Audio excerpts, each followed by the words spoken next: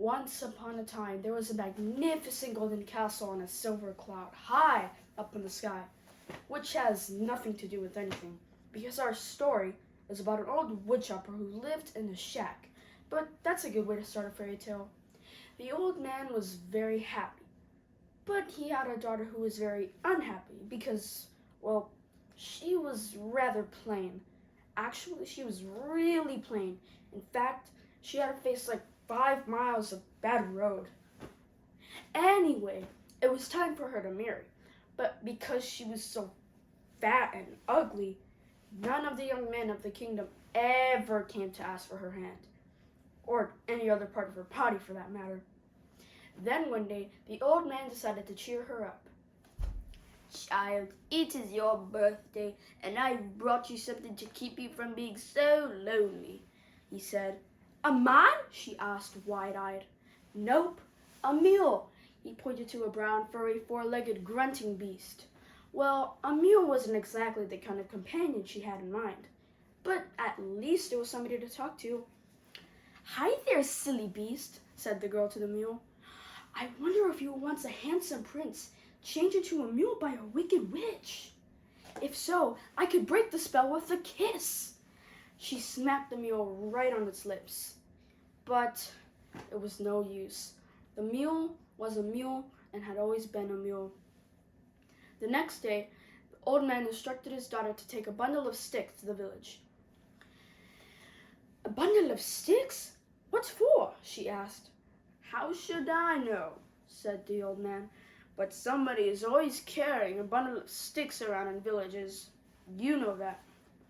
The young girl decided to ride her trusty mule into the village. But something very strange happened. Unknown to her, the moment she climbed onto the mule's back, poof! She turned into a beautiful maiden.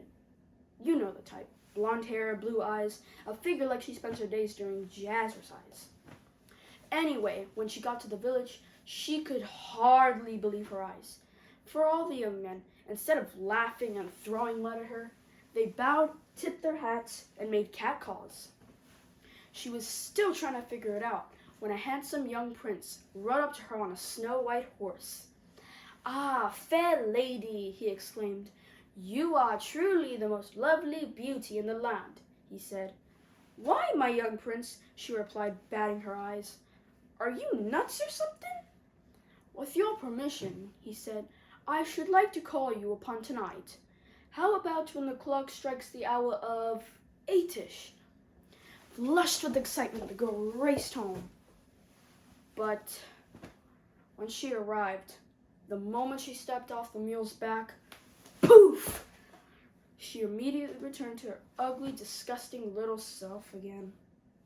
That night, promptly at 8-ish o'clock, the prince rode up to her house and knocked on the door. The girl opened the door and smiled her crooked tooth smile one that made chopped yak liver seem appealing and chirped, Hello! Said the prince, who at that moment was desiring a bit of Pepto-Bismol, or the medieval equivalent.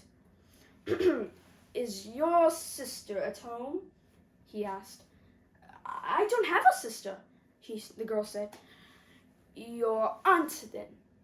I don't have an aunt, the girl said. Your cousin, your best friend, your babysitter?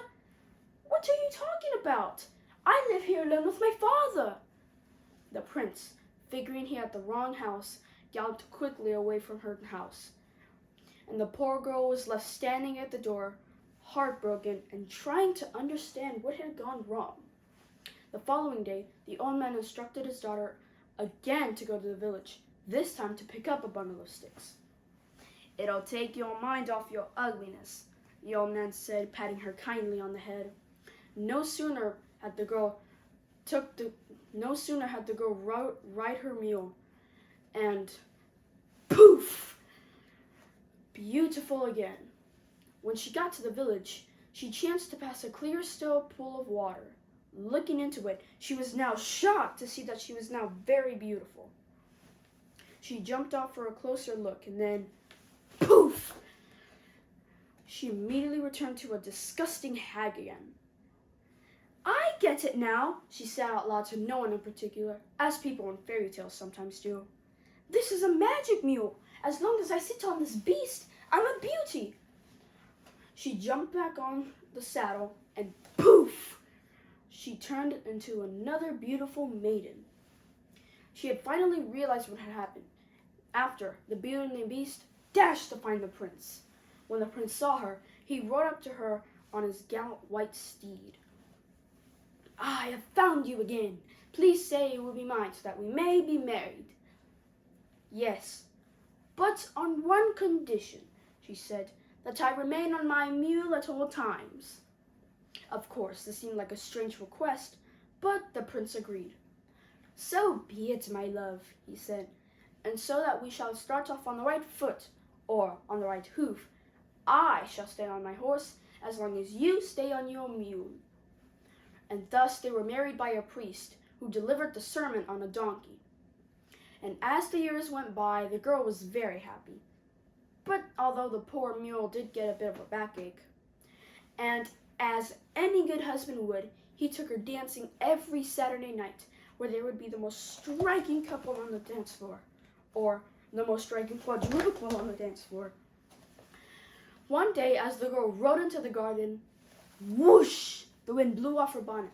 Not stopping to think, she jumped off the saddle to get it, and poof! She returned to her ugly, disgusting hag again. Realizing her mistake, she scrambled to get back on the saddle, but it was too late. Just then the prince rode up. Pardon me, old hag, have you seen my wife? Wait a minute, this is her mule. Yes, blushed the hag, and I am your wife. She began to sadly confess the entire story to her husband. But instead of being really shocked, he did an amazing thing. He clapped his hands and laughed for joy. I don't get it, said the girl. Are you really happy to find out that I'm really ugly? No, said the prince. I'm finally happy to find out that I can finally get off this blasted horse. Once he hopped off the saddle, poof! He turned into one of the ugliest men to ever walk the earth. He was bald and short and fat and full of warts. And his face looked like it was 10 miles of bad road. Ugh, you're uglier than me. We were meant for each other, he said as they embraced. And the ugly man and the ugly girl were able to live happily ever after, which only goes to prove that a mule and his honey are soon parted.